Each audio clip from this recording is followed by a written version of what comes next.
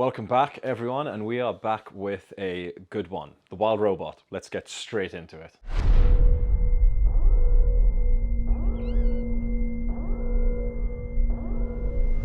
So The Wild Robot is a 2024 release and it's written and directed by Chris Sanders. It's an animated feature from DreamWorks Studios, and the plot goes that after a shipwreck, an intelligent robot called Roz is stranded on an uninhabited island. To survive the harsh environment, Roz bonds with the island's animals and cares for an orphaned baby goose. The voice cast is stacked with the likes of Lupita N'Yongo, Pedro Pascal, Kit Connor, Bill Nighy, Stephanie Hsu, Mark Hamill, Catherine O'Hara, Ving Rhames, Matt Berry. The list kind of goes on and on from there. But with that, this is a very, very hype film. It released back in the United States, I think, on the 27th of September, and has been getting rave reviews from everyone that's seen it, calling it the best animated film of the year. And I'm here to tell you that it's actually just one of the best films of the year. So I myself am a huge fan of animated films. I don't believe that they are just for children, even though this one probably is mainly aimed at children, but there's also stuff to enjoy in there for adults, apart from animation just being a really, really great medium to tell a story in. I've been a fan of DreamWorks in the past, obviously the Shrek films, where I thought the previous Puss in Boots film, The Last Wish, was actually fantastic, and they've kind of been the main competitor for Disney Pixar when it comes to these big budget, very pretty animated films. And honestly, with Puss in Boots, The Last Wish, and now with The Wild Robot, it feels like the pendulum is starting to swing to the side of DreamWorks on this one. Chris Sanders is obviously no stranger to animation. He's famous for How to Train Your Dragon. He also did Lilo and Stitch for Disney way back in 2002. He did The Croods for DreamWorks as well. And the stamp of a good director working in a medium that they understand is all over this film. Just from the way the film opens and the decisions that they make to make Roz understand the animals, and then just some incredible action sequences. I think some of the best action I've seen in animated films in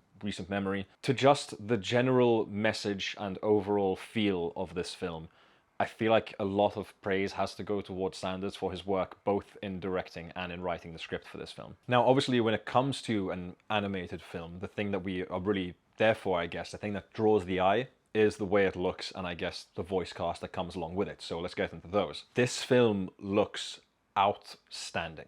It's taking that same animation style that DreamWorks, I believe, debuted in Puss in Boots: The Last Wish, where some things almost look painted, but it's still obviously that 3D animation, almost hyper-real, but not kind of look. And it's just gorgeous in this film, from these huge wide open vistas to details on the characters, to I think the best water I've ever seen animated ever. And then it's just the way things move. Every movement that Roz makes, whether she's mimicking one of the animals or moving around as a robot, and just the animals themselves are so full of life with the way they're animated and the way they're colored, and it's just so good to see something like this on the big screen. And then we have the voice cast, and I did go through the list of names before, and I think the real standout here probably is Lupita N'Yongo, just because she does have, I guess, the weirdest thing to do where she's playing a robot, so the intonation has to be a little bit different.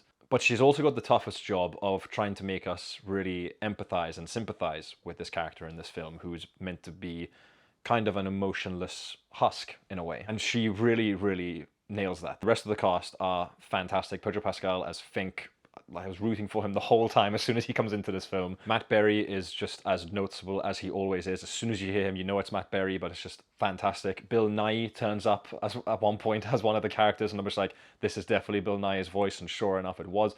The whole voice cast is, one, perfectly cast for the characters that they're having to play, and two, just really, really good. Now, I've gone through all these things with this film. It's very well directed, it looks fantastic, the voice cast is great. And I mentioned at the beginning of the review, this is obviously an animated film which is aimed at children. Now, the only kind of nitpick I can say about this film is maybe some moments in the script where the themes it's trying to put across, or the message it's trying to put across, are a little bit exposition-y. But then I had to remind myself, look, this is a certified U-rated film, which is definitely aimed at children, based on a children's novel, and you can afford that spoon feeding in films like this. But I had heard previously that this film was pretty emotional for some people and had some pretty visceral responses, and that's definitely to do with the themes and the message that the film wants to put across. Now, I'm not going to totally spoil it, because I think people should go in and they should definitely watch this film, whether you have kids or you've got a younger sibling,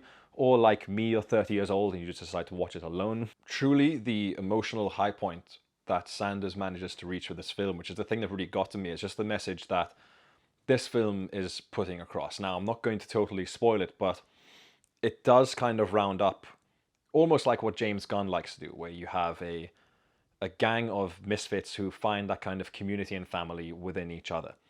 And that's what kind of happens in this film here, to kind of steer away from spoilers. But just this message of sticking together is so much better than fighting, and finding love and family in the most unlikely of places. And that's just something which, for me, I guess really hits, and it really hit in this film.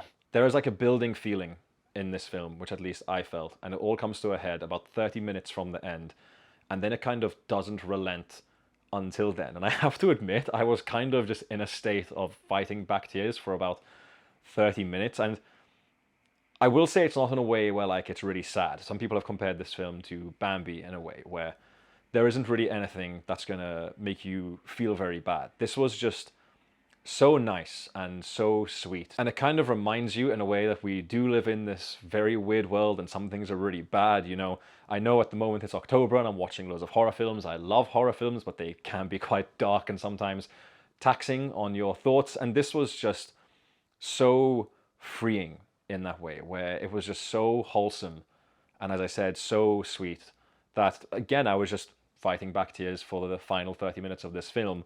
And it all comes to this really, really well done, in my opinion, emotional crescendo with the final shot of the film, where at first I thought they were going for some kind of sequel setup, and they very well could have, but I felt the final shot of the film just really hits the nail on the head for what the film is trying to say. And it was really, really effective for me, personally. So to kind of conclude, as I said earlier, The Wild Robot is not only probably the best animated film of the year, it's easily in my favorite films of the year so far. It is a film that's meant to be coming to streaming soon. I really recommend seeing it at the theater because, again, just the animation is so beautiful. You want to see it on a really big screen projected. It's the way to do it. But this is one where now I just really recommend this film to everyone. I think anyone watching it is going to come out with something. Yes, it's probably aimed at children, but there's actually a lot of jokes in there which are definitely just for adults.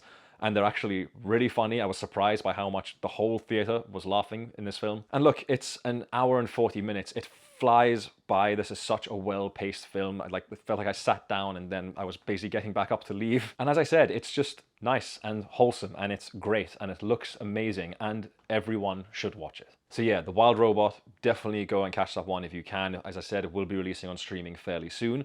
But what you should also do is get involved in the comment section down below. Have you seen The Wild Robot? Do you want to see The Wild Robot? Did you enjoy it? Did you somehow hate it and you have a giant black hole for a heart? Give this video a like, subscribe to the channel, share the video if you can, it always helps. I will be on the Adlib podcast tomorrow night at 8:30 p.m. in Malta and 7:30 p.m. in the UK. You can find us live on YouTube if you want to come there.